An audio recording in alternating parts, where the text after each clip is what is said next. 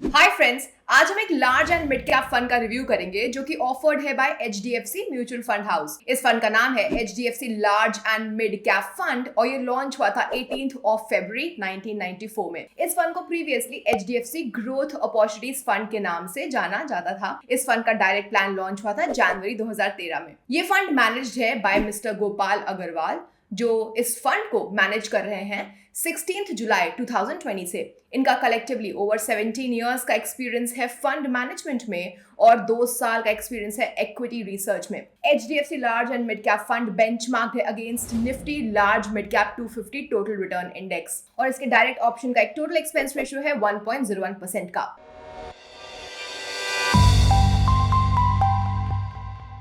अब हम इसके इन्वेस्टमेंट ऑब्जेक्टिव की बात करते हैं। तो इस स्कीम का प्राइमरी ऑब्जेक्टिव है लॉन्ग टर्म कैपिटल अप्रिसिएशन या इनकम जनरेट करना एक ऐसे पोर्टफोलियो से जो प्रीडोमिनेंटली इक्विटी और इक्विटी रिलेटेड इंस्ट्रूमेंट्स में इन्वेस्ट करता हो। हाउएवर, कोई अश्योरेंस नहीं है कि इस स्कीम का इन्वेस्टमेंट ऑब्जेक्टिव अचीव हो ही जाएगा। तो चलिए इस फंड की इन्वेस्टमेंट स्ट्रैटेजीज देखते हैं। सबसे पहले ये फंड एक डाइवर्सिफाइड पोर्टफोलियो में इन्वेस्ट करने का फोकस करता है। डाइवर्सिफाइड पोर्टफोलियो जो कि कंप्राइज करता हो लार्ज और मिड साइज्ड कंपनीज जिनका हाई ग्रोथ पोटेंशियल हो।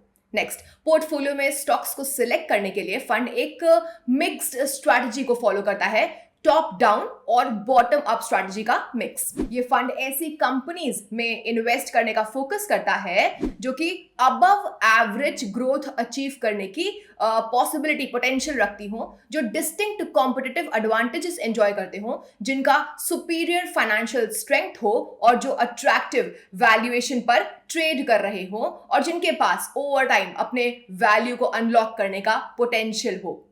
ये फंड ऐसी कंपनीज में भी इन्वेस्ट करने का एम करता है जो कि उस पर्टिकुलर सेक्टर के रूल्स एंड रेगुलेशंस के साथ कंप्लायंट हो। ये फंड ऐसी कंपनीज में इन्वेस्ट करने का एम करता है जो कि अपने ऑपरेशंस को इफेक्टिवली एग्जीक्यूट करने में अच्छे हो। दोस्तों, अब बात करते हैं कैटेगरी मिक्स की। तो सेबी रेगुलेशंस के अकॉर्डिंग लार्ज और मिड कैप फंड्स को अपने नेट एसेट्स का एटलीस्ट 35% इन्वेस्ट करना ही होता है लार्ज कैप स्टॉक्स में और एटलीस्ट अगला 35% नेट एसेट्स का मिड कैप स्टॉक्स में। एज ऑफ 31 जुलाई 2023 स्कीम ने इन्वेस्ट किए हैं 96.17% इक्विटीज में, जिसमें से 49.8% है लार्ज कैप स्टॉक्स में, 36.5% मिड कैप स्टॉक्स में, 9.9% स्मॉल कैप स्टॉक्स में और रिमेनिंग 3.54% है कैश एंड कैश इक्विवेलेंट्स के फॉर्म में। ये स्कीम एक अच्छा खासा अमाउंट ऑफ इन्वेस्टमेंट मेंटेन करके चलती है इक्विटीज में। हाउएवर, जो कैश होल्डिंग्स हैं वो over a period of time change हुई हैं। तो आइए देखते हैं कि फंड्स की कैश होल्डिंग ओवर टाइम में कैसे चेंज हुई है। As of July 2022 fund close to 2.26% of its assets hold कर रहा था कैश एंड कैश इक्विवेलेंट के फॉर्म में। फंड ने सितंबर 2022 में अपनी कैश होल्डिंग कम कर दी टू 1.49% और फिर से नवंबर 2022 में कैश होल्डिंग्स को बढ़ा दिया टू 1.79%। दोस्तों, ऐसा हो सकता है फियर ऑफ रिसेशन की वजह से हो या फिर इकोनॉमी में इंटरेस्ट रेट्स बढ़ रहे थे इस वजह से हो। उसके बाद फिर से फंड्स ने अपनी कैश होल्डिंग्स को सिग्निफिकेंटली कम कर दिया जनवरी 2023 के 0.41% पे जैसे जैसे इकोनॉमिक सिचुएशन इंप्रूव हुई। फंड ने कॉन्सिक्वेंटली अपनी कैश होल्डिंग्स सिग्निफिकेंटली बढ़ाई है मई 2023 के 2.97% पे और जून 2023 के 3.54% पे। तो ओवरऑल जो इक्विटी होल्डिंग्स है हमेशा मोर देन 96% रही हैं। अब हम फंड स्नैपशॉट की बात करने वाले हैं। तो जैसे कि आप स्क्रीन पे देख सकते हैं, इस फंड का एसेट अंडर मैनेजमेंट है रुपीज 10,679.64 करोड़ का। एग्जिट लोड की बात करें तो ये है 1% अगर units with in 1 year redeem होती हैं। बेंचमार्क है Nifty large mid cap 250 index और पोर्टफोलियो टर्नओवर रेशियो है 5.02% का। तो यहाँ पे पोर्टफोलियो टर्नओवर रेशियो या फिर पीटीआर मेजर करता है कि फंड के जो मैनेजर हैं वो पोर्टफोलियो के म्यूचुअल फंड होल्डिंग्स को कितनी ऑफन बाय या फिर सेल कर रहे हैं। इस फंड का पीटीआर है 5.02% का, जिसका मतलब है कि फंड मैनेजर होल्डिंग्स को बहुत ऑफन चेंज नहीं कर रहे हैं और जो पोर्टफोलियो में स्टॉक्स हैं वो प्रीटी मच कंसिस्टेंट ही रहे हैं। इसके अलावा इसका कैटेगरी एवरेज टर्नओवर रेशियो है 140.25% का, जिसका मतलब है कि फंड फंड मैनेजर ने पिछले 1 साल में अपने पोर्टफोलियो को अपने पीयर्स के कंपैरिजन में काफी लेस फ्रीक्वेंटली चर्न किया है। दोस्तों अब हम बात कर रहे हैं large and mid cap fund category की। तो अब आप सोच रहे होंगे कि एक लार्ज और मिड कैप फंड एग्जैक्टली होता क्या है। वेल, लार्ज और मिड कैप म्यूचुअल फंड्स वो इक्विटी म्यूचुअल फंड्स होते हैं जो कि primarily mix of large and mid sized companies में इन्वेस्ट करते हैं। अनलाइक फंड्स जो सिर्फ लार्ज या सिर्फ मिड साइज कंपनीज में इन्वेस्ट करते हैं, ये फंड अपने इन्वेस्टमेंट्स को across both large and mid cap stocks में इन्वेस्ट कर सकता है। सेबी रेगुलेशंस के हिसाब से लार्ज मिड कैप फंड्स को अपने एसेट्स का एटलीस्ट 35% लार्ज कैप स्टॉक्स में और एटलीस्ट नेक्स्ट 35% एसेट्स का मिड कैप स्टॉक्स में इन्वेस्ट करना होता है। दोस्तों, मार्केट कैपिटलाइजेशन के बेसिस पर इंडियन स्टॉक एक्सचेंज पे फर्स्ट से 100th रैंक वाली लिस्टेड कंपनीज को as large cap companies categorize किया जाता है। नेक्स्ट, वो लिस्टेड कंपनीज जो कि मार्केट कैपिटलाइजेशन के बेसिस पर इंडियन स्टॉक एक्सचेंज पे 101st से 250th रैंक पे हैं, उन्हें मिड कैप कंपनीज के फॉर्म में कैटेगराइज किया जाता है।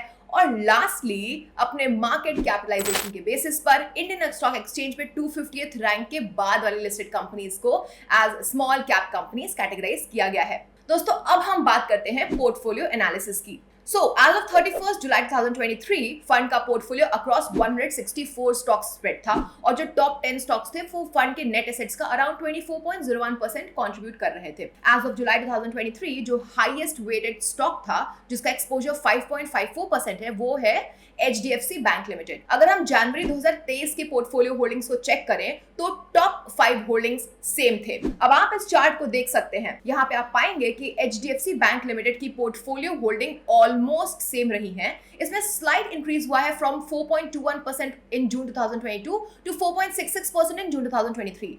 हाउएवर, जुलाई 2023 की होल्डिंग्स देखें तो ये स्लाइटली इंक्रीज हुई है 5.54% तक। और दूसरी तरफ ICICI bank, Infosys, Reliance industry और स्टेट बैंक ऑफ इंडिया की होल्डिंग्स डिक्रीज हुई हैं फ्रॉम जून 2022 टू जून 2023। अब बात करते हैं इंडस्ट्री एलोकेशन डेटा की। दोस्तों, अगर आप फंड का इंडस्ट्री एलोकेशन चेक करें तो ये काफी स्टेबल रहा है। As of July 2023 top 5 industry allocations थे banks 15.04%, finance 8.2%, IT software 7.4%, pharmaceuticals and biotechnology 6.72%। अब अगर आप जनवरी 2023 मंथ का सेक्टर एलोकेशन चेक करें तो टॉप 5 सेक्टर सेम थे। फर्दर, अगर आप नवंबर 2022 का सेक्टर एलोकेशन चेक करें तब भी टॉप 5 सेक्टर्स ऑलमोस्ट सेम थे। फ्रेंड्स, अब बात करते हैं स्कीम रिस्कोमीटर की। तो HDFC large and mid cap fund को एक very high risk investment consider किया गया है, जैसे कि आप इस इमेज में देख ही सकते हैं। दोस्तों, ये फंड्स मेनली इन्वेस्ट करता है इक्विटीज में जो कि प्रिटी रिस्की हैं। अगर आप इसमें इन्वेस्ट करने के बारे में सोच रहे हैं तो ये जानना बेहद एसेंशियल है कि इसके साथ बिग चैलेंजेस और रिस्क भी इन्वॉल्व हैं। आपके रिटर्न्स ऊपर या फिर नीचे जा सकते हैं और ये जानने का कोई भी तरीका नहीं है कि ये फंड फ्यूचर में कैसा परफॉर्म करने वाला है। इसलिए ध्यान रखें कि आप इन्वेस्ट करने का डिसाइड करें, इसके पहले इसमें इन्वॉल्व रिस्क के बारे में आराम से समझ लें। दोस्तों, एक चीज जो आपकी हेल्प कर सकती है वो है कि आप लॉन्गर टाइम के लिए इन्वेस्ट करें, जिससे कि आप अपने रिस्क को थोड़ा सा कम कर लें। तो आइए अब हम बात करते हैं परफॉर्मेंस एनालिसिस की। अगर आपने HDFC large and mid cap fund direct plan growth में इसके इंसेप्शन से यानी कि बिगिनिंग से 1 लाख रुपए इन्वेस्ट किए होते, यानी कि जनवरी 2013 से, तो आपको अराउंड 3.37 लाख रुपीस मिल गए होते। तो स्कीम का परफॉर्मेंस इसके इंसेप्शन से ही काफी अच्छा रहा है। इसने एक 12.92% का एनुअलाइज्ड रिटर्न दिया है। पिछले 3 सालों में फंड ने एक एनुअलाइज्ड रिटर्न ऑफ 31.07% दिया है। ये बहुत ही अच्छा रिटर्न है उन इन्वेस्टर्स के लिए जो कि लॉन्ग टर्म वेल्थ क्रिएशन ढूंढ रहे हैं। तो हम कह सकते हैं कि फंड के रिटर्न्स ने स्कीम में जो इन्वॉल्व रिस्क है उनको जस्टिफाई कर दिया है। नाउ, स्कीम के स्टैंडअलोन परफॉर्मेंस को देखने के साथ साथ आइए अब इसके बेंचमार्क के अगेंस्ट भी इसके परफॉर्मेंस पे नजर डाल लेते हैं। तो अब आप HDFC large and mid cap fund का परफॉर्मेंस देख सकते हैं इसके बेंचमार्क के कंपैरिजन में। एज ऑफ जुलाई 31st 2023 यहाँ पे आप देख सकते हैं कि HDFC large and mid cap fund ने अपने बेंचमार्क को आउट परफॉर्म किया है ओवर 1, 3 एंड 5 इयर्स में। अगर हम 3 इयर्स के रिटर्न्स को चेक करें तो फंड ने एक CAGR ऑफ 32.61% दिया है अपने benchmark that is Nifty large mid cap 250 total return index के अगेंस्ट, जिसने CAGR ऑफ 28.53% दिया है। सिमिलरली फंड ने ओवर 5 इयर्स में CAGR ऑफ 15.93% दिया है बेंचमार्क के अगेंस्ट, जिसने सिर्फ 14.85% दिया। अगर हम 1 ईयर के रिटर्न्स को भी चेक करें तो स्कीम ने 25.16% रिटर्न्स दिए हैं, वहीं इसके बेंचमार्क ने सिर्फ 20.49% जनरेट किया। हाउएवर ओवर 10 ईयर्स में फंड अपने बेंचमार्क को बीट करने में फेल हो गया। फंड ने जनरेट किया CAGR ऑफ 14.04% ओवर 10 इयर्स में अपने बेंचमार्क के अगेंस्ट, जिसने 18.39% दिए। फंड ने मार्केट को भी आउट परफॉर्म किया है, यानी कि एडिशनल बेंचमार्क BSE सेंसेक्स को भी ओवर 1, 3 और 5 इयर्स और इंसेप्शन से आउट परफॉर्म किया। तो चलिए अब इसके पीयर्स के कंपैरिजन में फंड ने कैसा परफॉर्म किया है देख लेते हैं। फ्रेंड्स, अब आप स्क्रीन पे पीयर्स ग्रुप रैंकिंग देख सकते हैं और इस फंड के परफॉर्मेंस को पीयर ग्रुप से कंपेयर कर सकते हैं एज ऑफ August 12, 2023। फ्रेंड्स, यहां हम कह सकते हैं कि fund short run and long run में अपने पीयर्स को आउट परफॉर्म कर पाया है। फंड ने हाई रैंकिंग्स रिसीव की हैं, जो कि हैं 3rd, 2nd and 5th rank for 1 year, 3 year and 5 year period respectively. तो अब हम क्रिटिकल रेशियोज की बात करने वाले हैं। जब आप म्यूचुअल फंड्स को देखते हैं ना, तो ये इंपॉर्टेंट होता है कि आप सिर्फ रिटर्न्स पे ही फोकस ना करें, रादर रिटर्न्स देखने के साथ साथ आपको फंड में इन्वॉल्व रिस्क क्या है और फंड पोर्टफोलियो द्वारा जनरेटेड रिस्क एडजस्टेड रिटर्न्स क्या है उन्हें भी देखना चाहिए। इसे ही कहते हैं रिस्क एडजस्टेड रिटर्न्स। तो आइए कुछ क्रिटिकल रेशियोज को समझते हैं जो म्यूचुअल फंड के रिस्क एलिमेंट को डिफाइन कर सकते हैं। सबसे पहला रेशियो है स्टैंडर्ड डेविएशन। ये फंड के पोर्टफोलियो से जनरेट होने वाले टोटल रिस्क को मेजर करता है। ये एक कॉम्प्रिहेंसिव रिस्क मेजरमेंट टूल है। तो इस फंड का स्टैंडर्ड डेविएशन है 4.582% का। नंबर 2 बीटा, ये वो रेशियो है जो कि बेंचमार्क के कंपैरिजन में फंड के रिस्क को मेजर करता है। दोस्तों, जनरल अंडरस्टैंडिंग ये है कि 1 से कम बीटा वाले फंड को स्टॉक मार्केट के कंपैरिजन में रिलेटिवली लेस रिस्की कंसिडर किया जाता है। तो इस फंड का बीटा 1.01 है, जो कि इंडिकेट करता है कि ये as risky as the market है। तीसरा क्रिटिकल रेशियो है शार्प रेशियो। ये फंड द्वारा जनरेटेड रिस्क एडजस्टेड रिटर्न्स को मेजर करता है। सिंपल टर्म्स में कहें तो इसके द्वारा लिए गए रिस्क की हर एक यूनिट के लिए फंड द्वारा जनरेटेड एक्सेस रिटर्न क्या है ये उसको इंडिकेट करता है। तो इस केस में शार्प रेशियो है 1.65 का। ये एक पॉजिटिव शार्प रेशियो है। ये बोलता है कि हर एक रिस्क की यूनिट के लिए फंड ने 1.65 टाइम्स एक्सेस रिटर्न्स जनरेट किए हैं।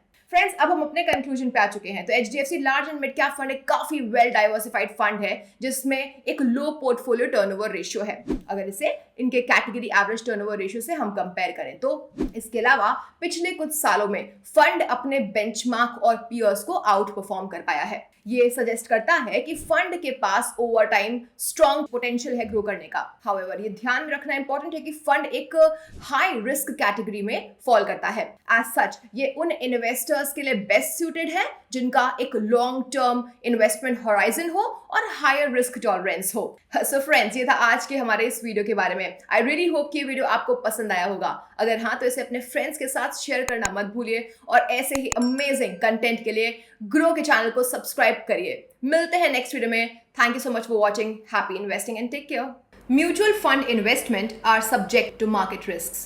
Read all the scheme related documents carefully before investing. Mutual funds are not exchange traded product, and Next Billion Technology Private Limited facilitates investment in mutual fund through BSE Star platform. Dispute with respect to mutual fund through our platform would have access to exchange investor redressal forum or arbitration mechanism.